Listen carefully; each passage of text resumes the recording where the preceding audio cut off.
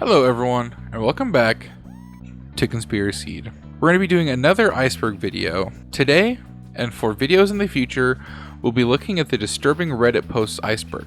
This Iceberg was found on Reddit, and you can find the link in the description. Thank you for choosing to spend some time with me today. Let's get into it.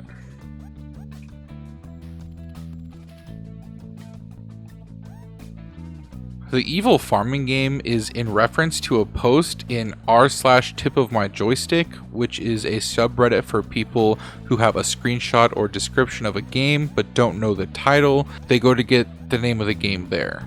The Reddit post reads as follows. I know almost nothing about this game. All I can remember is that it's kind of like Harvest Moon but with a dark twist. The game starts out with you and your wife. One night you get into a fight and you end up stabbing her to death. Now the game revolves around you farming to stay alive while trying to keep the town from finding out about the incident that happened. Every now and then, the cops come to search your house and you have to hide her corpse. Edit. I have no recollection of what console this game was for or when it came out. I know it was released after 2000. I know this is so vague, but it's really hard to remember something you forgot. Also, it had to be before mid to early 2015.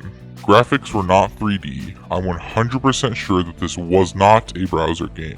That post was made 7 years ago by user Sparta213 and currently has 250 upvotes. A lot of the comments were mentioning that they think that this might have been a Flash game despite what he said, as it seems too intense to be sold as a farming game.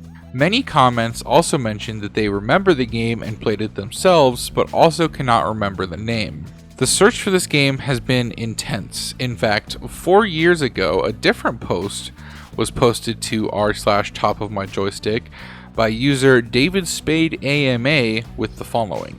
There was this game I used to have downloaded in about 2006 before I upgraded my computer and lost it. It was a farming Stardew Valley style of game where you murder your wife and then try to pretend you never killed her, and that was the whole game.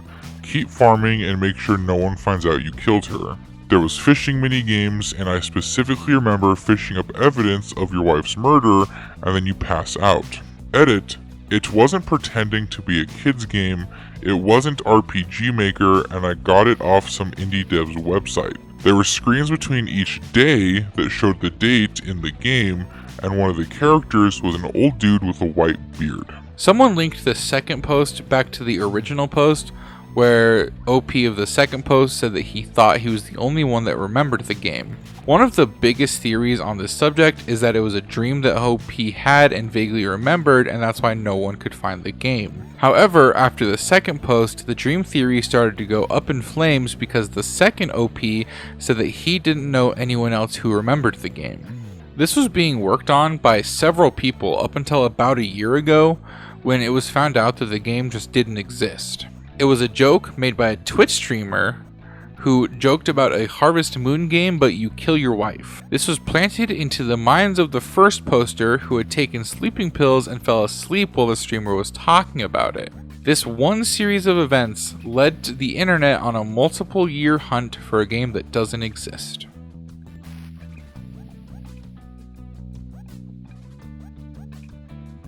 YAYVIDEOGAMES was a user on Reddit who was first noticed 13 years ago in a post in the gaming subreddit. Someone asked the question, "Just got Oblivion for PC.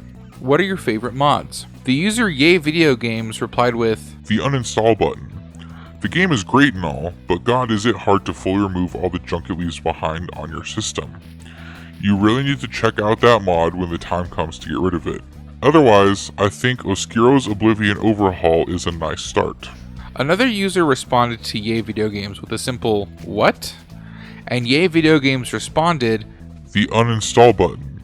The game is great, Ubisoft goes Steamwork bye-bye, always on DRM, but you oft go work, always on work DR. Check out the junk it leaves behind on you.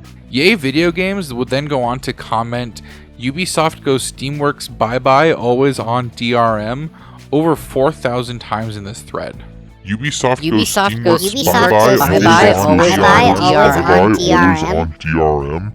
While this is where he first got noticed, it wasn't the first time that he'd done this. In fact, he made a post in r/gaming a month before with the title, Ubisoft goes Steamworks bye bye always on DRM, with no context. He was a high karma contributor up until this point and seemed about as normal as a Reddit user can be. It was asked if he used a bot or if he posted the comments himself. The consensus was that he actually posted them himself because he actually comments normally on other posts in between spamming in the Oblivion thread. It was later discovered that unfortunately YAYVIDEOGAMES took his own life. There's a deep dive that Nexpo did on the subject if you're interested in watching and learning more about this rabbit hole. I'll put a link in the description. Who knows? Maybe one day I'll do a YAYVIDEOGAMES deep dive.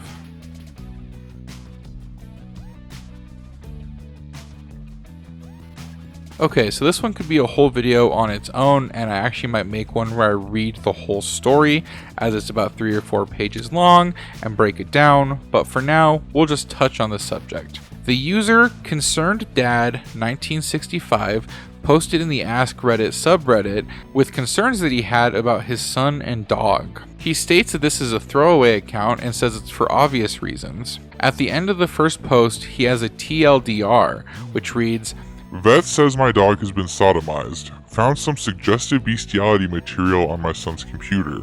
Suspecting my son's sodomized family dog." He makes an edit to the first post, thanking those who are taking this seriously, saying, quote, "I understand this seems like a joke to some of you, but it's not to me.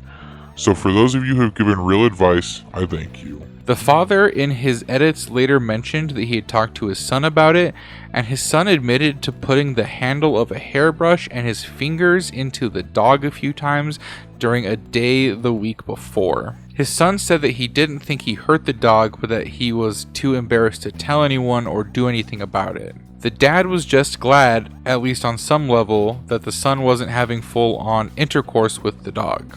The follow-up came 2 months later with a post called, "I am the father and Redditor whose son sodomized our dog with a hairbrush 2 months ago. He's done it again, and I don't know what to do. Please help." In this post, he mentions that his son had been going to therapy and that Colby, who is the dog, seems to be better but had started acting weird again recently. One morning, OP looks outside to see his son and dog in the backyard, with his son holding the dog's genitals. He stormed out and grabbed his son, pulling him inside, and had a very serious and angry talk. His son promised that he wouldn't treat the dog in an inappropriate way again after the first time, but this was obviously not true, and therapy was obviously not working. His wife didn't know about any of this or the first incident, and said that she was curious as to why the husband had wanted the son in therapy in the first place. After his wife found out, she left, saying that she needed to clear her head, and said that she was staying at her sister's house for the night. The third update came, and it was mentioned that it was tearing his family apart. The wife decided to leave him and take the son and dog to stay with her sister. He feels like he's losing control of his life, and it's because he tried to help his son after he sexually abused his dog. In the fourth post, he mentions that the dog is now safe and that he is still unsure about what to do about his son. He left a comment on another post 6 years after the original and updated that Colby, the dog, had sadly passed away. His ex-wife later lost her job after obsessing about this and is currently in therapy. OP had met a new woman, and things are going well for him. Some people believe that this was just a person seeking attention and lying on the internet, and as United States President Abraham Lincoln famously said, "Don't believe everything you read on the internet." However, I have seen no evidence either way to the truth or untruth of this matter, and I have no reason to believe that OP is lying, sadly. Do you want to hear a real conspiracy? Roughly 50% of all my viewers are not subscribed. That's 50% of people, that's half of the people that watch my videos are not subscribed. Go ahead, hit that subscribe button today.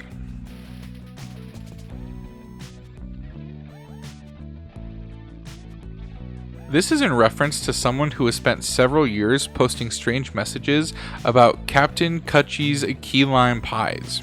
all over the internet. The poster praises the key lime pies as well as the cheeseburgers they serve at Cutchie's Key West Cafe, claiming that they're the best in the world and that celebrities from all over the world visit the cafe just to eat their key lime pie. He mentions that the restaurant is located in Asheville, North Carolina and owned by Oswald and Anita Paylez. It's proven that Cutchie's was indeed a real restaurant in Asheville owned by Oswald and Anita Paylez. There are many references to the restaurant in the local newspaper archives, and the building is still visible on Google Street View. It was opened in 1978 and unfortunately closed around 2005-2006. The first post online about the key lime pie was in 2009, well after it had closed and become a sports bar. Oddly enough, the poster posted about the key lime pie from 2009 until 2016 when it slowed way down. This coincides with when it was first mentioned on Reddit,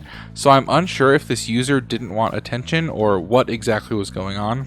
The post that came after 2016 could be a copycat post as well, and not even from the original poster, no one's quite sure. Originally, the poster only posted about Cutchie's in restaurant reviews and other spots that you would expect to read about a restaurant. However, it devolves to weirder and longer posts over time, taking a sexual turn in 2013 with a post on a Blogspot post about increasing semen production with celery. He mentions that the key lime pie at Cutchie's can increase production up to 500%, and their comments keep a sexual tone from then on. They are funny reviews, so I mean, if you have time to read some, I'd recommend looking them up, but again, post 2013, not safe for work.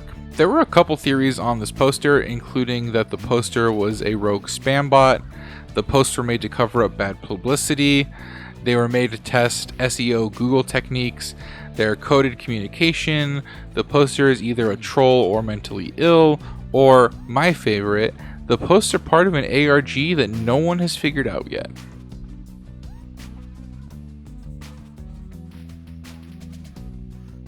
Two Broken Arms is a rather disgusting and disturbing story on the r/IMA subreddit, similar to the AMA subreddit. The post reads, I am a man who had a sexual relationship with his mother, probably not safe for work. Probably, you didn't have to put probably in there, my man.